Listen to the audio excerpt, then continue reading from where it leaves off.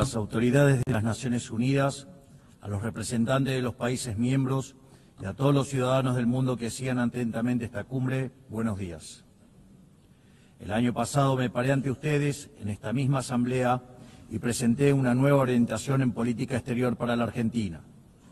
Sostuvimos que era imperativo un retorno a las ideas de la libertad, a los principios inmortales que sostienen la dignidad de la vida, la libertad y la propiedad de todos los individuos bajo la ley, y la necesidad de que la cooperación internacional tenga como fin precisamente asegurarlas.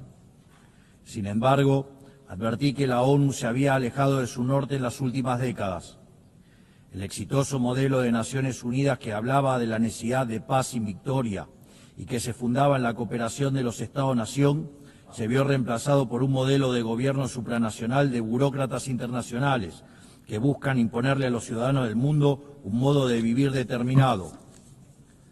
Así es como pasamos de una organización que pretendía mediar la paz entre pares a una organización que pretende decidir no solo qué debe hacer cada Estado-nación, sino también cada uno de los individuos en las distintas latitudes del planeta. Nosotros creemos en el fin original de este organismo. Creemos que existen problemas globales que requieren del diálogo y la cooperación internacional para ser resueltos.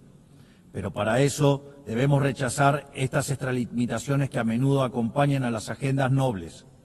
Como sostuvimos el año pasado, no acompañaremos nunca el cercenamiento de libertades individuales, comerciales, ni la violación de los derechos naturales de los ciudadanos de los Estados miembros. Y durante el último año y medio hemos votado en consecuencia. Esto lo digo a sabiendas de que muchos no comparten mis palabras, porque como siempre dije, es preferible decir una verdad incómoda que una mentira confortable. En esta línea, hoy quiero hablarles acerca de un problema específico que enfrentan todos los países modernos. Actualmente, en todo el mundo se está planteando una contradicción entre el presente y el futuro, un problema de índole política, económica y filosófica, en cuya respuesta se juega el destino de la humanidad toda. Si lo llevamos a los términos de comodidad e incomodidad que he planteado, el mundo entero parece estar estancado en el confort del presente, haciendo caso omiso a las consecuencias que esto pueda traer en el futuro. Como la incomodidad le resta voto y poder a quien lo asume, los dirigentes prefieren hacer todo lo que está a su alcance para mantener el statu quo heredado, aunque sea a costa de las consecuencias futuras. Incendian el futuro para mantener caliente el presente. Así, los estados contemporáneos han entrado en una dinámica muy compleja de revertir, en la que los incentivos tanto de la población como de los políticos apuntan a privilegiar el repartir la riqueza de hoy por sobre generar la riqueza de mañana. En todo momento, los tomadores de decisiones tienen frente a sí la decisión de o bien preservar el legado que les fue encomendado o bien destruirlo. Este legado puede ser riqueza acumulada, capacidad productiva, leyes o cualquier cosa que haga el bien común. Por lo general, si incineran su legado, si optan por la comodidad, tendrán grandes beneficios presentes, pero sufriendo costos futuros aún mayores. Si yo dispongo de un ahorro hoy, lo pierdo para mañana. Si lo mantienen por el otro lado, preservan el crecimiento y la prosperidad, tanto de sí mismos como de las generaciones futuras. Es decir, es necesario encontrar un equilibrio para que el pan de hoy no signifique hambre para mañana y así poder garantizar un incremento sostenido del bienestar, algo que los economistas llamamos crecimiento económico. Dicho crecimiento a veces se podrá sentir lento y a veces podrá verse frenado momentáneamente porque el progreso nunca es lineal, pero es precisamente con su consistencia a largo plazo lo que ha revolucionado sistemáticamente el mundo y ha sacado a miles de millones de la pobreza. La diferencia entre crecer 0 y crecer 2% a largo plazo es la diferencia entre el estancamiento y la prosperidad. Los argentinos sabemos mucho del tema, siendo el único país de la región que no creció en los últimos 15 años. En el plano legal, la condición del crecimiento es la sacralidad de la propiedad y del libre mercado, que no es otra cosa que la libre cooperación entre pares, porque sin derechos de propiedad no hay ahorro, sin ahorro ni capacidad de intercambiarlo libremente no hay inversión, y sin inversión no hay crecimiento posible. Im Fernsehen durfte ich nicht darüber sprechen, deshalb teile ich es hier. Vor kurzem wurde ein neues Pero no está en el interés individual del político respetar estos principios.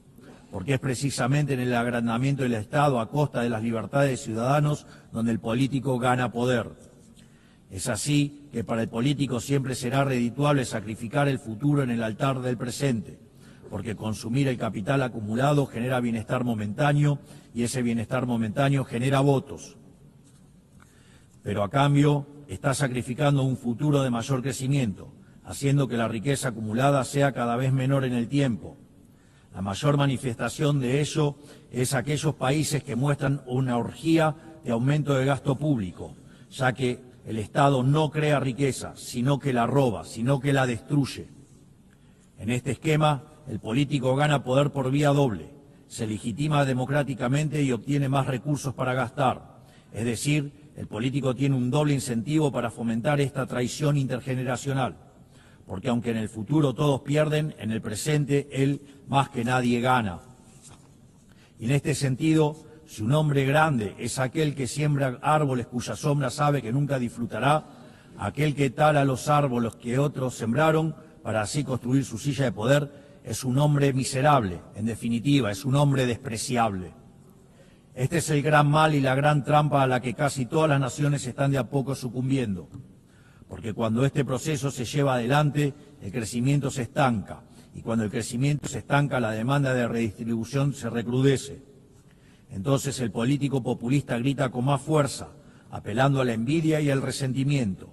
El final de este proceso es ver jóvenes desamparados, sofocados por el peso de un Estado que saben que solo está allí para explotarlos. Lamentablemente, las medidas de expansión fiscal, la expansión monetaria y la expansión del poder estatal por sobre el de los individuos conforman un patrón que se está repitiendo en todos los países, sobre todo en aquellos que componen el mundo libre. Pero el problema no es solo de política económica. Lo vemos también cuando se viola la igualdad ante la ley o se abren las puertas de forma indiscriminada a la inmigración por razones políticas. Contrariamente a lo que es la inmigración, en este caso se trataría de invasión. Y los organismos de cooperación internacional, de los cuales esta organización forma parte, tampoco son ajenos a este problema. Con el correr de los años, esta organización ha ido adquiriendo funciones ajenas a su espíritu fundacional. Ha ido creando capa sobre capa de organismos, agencias y programas hasta alcanzar una hipertrofia de administraciones que son poco efectivas a la hora de resolver los problemas para los cuales fueron creadas. Así, se engrosan las responsabilidades de la ONU, se engrosan los aportes recibidos por parte de las naciones miembros y se redujeron los resultados palpables que esta organización tenía para ofrecerle al mundo. A este cóctel de incentivos cruzados se le suma que, a diferencia de los primeros mandatarios nacionales, las organizaciones internacionales nadie rinde verdaderamente cuentas por fallar en la resolución de un problema. Esta contradicción entre grandes objetivos y resultados magros ha generado una erosión del prestigio de esta casa y de otras. Sin ir más lejos, los malos resultados de la Agenda 2030 dan testimonio de esto que describo. Lo que persiste en la práctica es un ciclo de estructuras que se reciclan, recursos que se multiplican y metas que se reprograman. Por esta razón, la Argentina decidió en su momento apartarse de este proceso, porque veíamos en esta agenda un malgasto de recursos escasos, con fines que no compartíamos y con el efecto de distraer la atención de las dificultades reales de un mundo encaminado al estancamiento. Es mi deber advertir contra este mal porque en Argentina lo vivimos hasta su consecuencia natural. Llegamos al fin del cómodo camino al que conduce desentenderse el futuro, o sea que venimos de un futuro que para ustedes aún no ha terminado de llegar. Y quiero decirles que están a tiempo de evitarlo, porque ninguna sociedad puede sobrevivir si incendia el futuro para calentar el presente.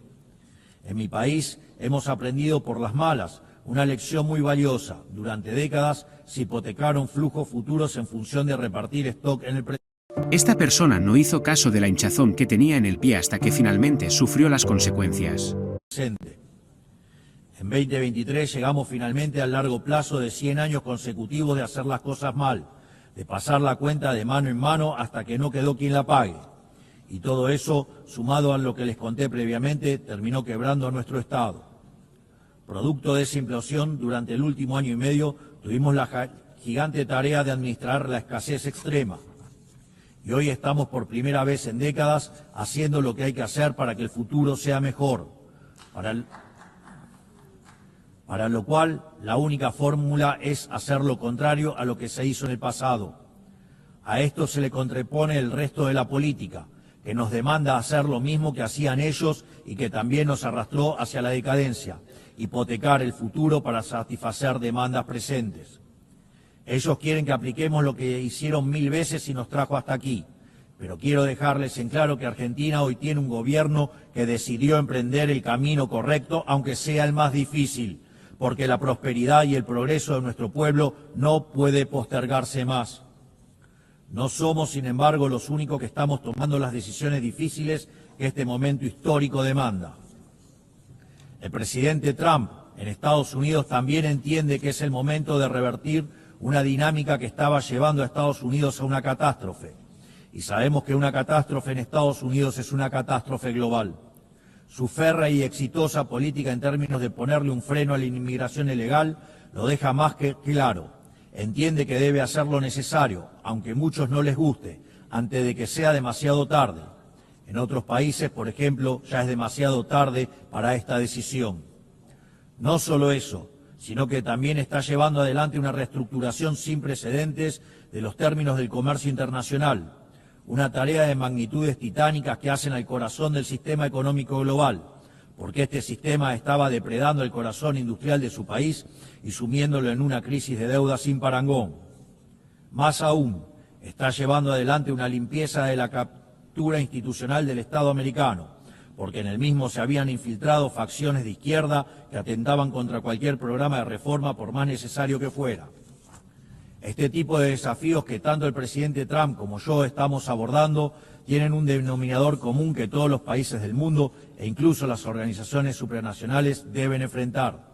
Deben encontrar la manera de recuperar un interés por el futuro y no sucumbir a la tentación de solo atender el presente. Esto es algo que las grandes naciones de Occidente durante mucho tiempo practicaron y necesitamos recuperar. Hace falta volver a las bases. Debemos recuperar una noción de lo prioritario, acompañado por recuperar una noción de hacer lo difícil y correcto por sobre lo fácil y cómodo. Tal como dije anteriormente, esto también es cierto para los distintos organismos internacionales que han sido incorporando gradualmente este accionar en su ecosistema. Creo que hablo por todos al decir que nos gustaría que la ONU lidere este cambio de paradigma, regresando a las bases que la han convertido en la gran organización que supo ser en el pasado. Por eso, quisiera humildemente poner a disposición de esta Asamblea 4 principios que creemos pueden ser útiles para seguir en pos de este objetivo. 1. Principio del mandato esencial. La misión central de la ONU es preservar la paz y la seguridad internacional. Todo lo demás debe concebirse como complementario a ese fin. La gestión estratégica de los recursos de esta institución requiere, por lo tanto, apegarse a esas prioridades, no a otras. 2. Principio de subsidiariedad internacional. La ONU debería intervenir sobre un tema únicamente cuando sea evidente que el problema excede de manera demostrable las capacidades de acción nacional. En todos los demás casos corresponde devolver la iniciativa a los Estados, que son quienes poseen legitimidad democrática y responden ante sus pueblos. 3. Principio de eficiencia institucional. Así como la Argentina ha iniciado un proceso de optimización del Estado, eliminando estructuras redundantes y devolviendo recursos a los contribuyentes, entendemos que la ONU necesita un camino similar.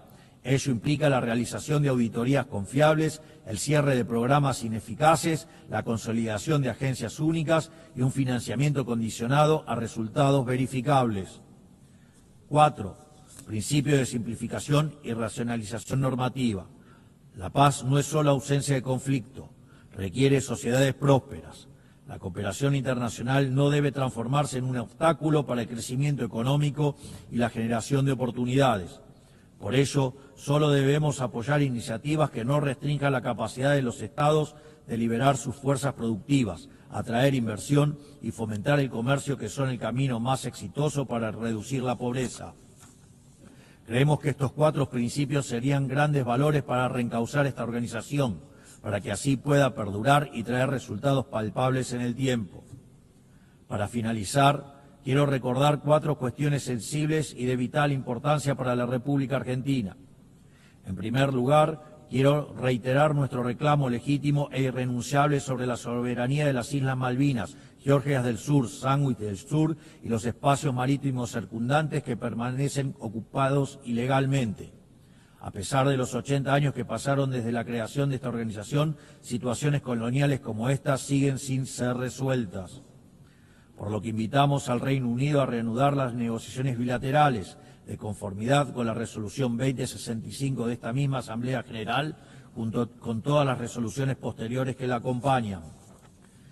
En segundo lugar, quiero manifestar nuevamente mi repudio a las expresiones de violencia fundamentalista que aún existen y se propagan por el mundo. En Argentina ya sufrimos este horror con los ataques de la Embajada de Israel y la AMIA en los años 1992 y 1994 respectivamente. Por eso instamos a la comunidad internacional a fortalecer la cooperación jurídica para garantizar que las circulares rojas de Interpol sean respetadas y que los responsables de dichas atrocidades puedan comparecer ante la justicia, ayudándonos a terminar de cicatrizar esta dolorosa herida en la historia de nuestro país. Tercero, estamos asistiendo a una escalada inadmisible en la violencia política por parte de la izquierda a nivel global, violencia que en Argentina conocemos muy bien. Es inadmisible recurrir a la fuerza allí donde las razones fallan. Por eso repudiamos enfáticamente estos procedimientos que atentan contra las normas básicas de convivencia democrática. Cuarto, la situación del ciudadano argentino Nahuel Gallo, secuestrado y detenido de manera arbitraria en Venezuela sin imputación, sin asistencia legal ni consular. En palabras simples, una desaparición forzosa. Exigimos al gobierno de Venezuela su inmediata liberación y hacemos un llamado a la comunidad internacional para que acompañe este reclamo legítimo en defensa de los principios más básicos del derecho internacional y de la dignidad humana. Finalmente, reiteramos nuestra exigencia de liberación inmediata de los rehenes que aún permanecen cautivos en Gaza. Finalmente, que Dios bendiga al mundo libre, que las fuerzas del cielo nos acompañen. Muchas gracias a todos.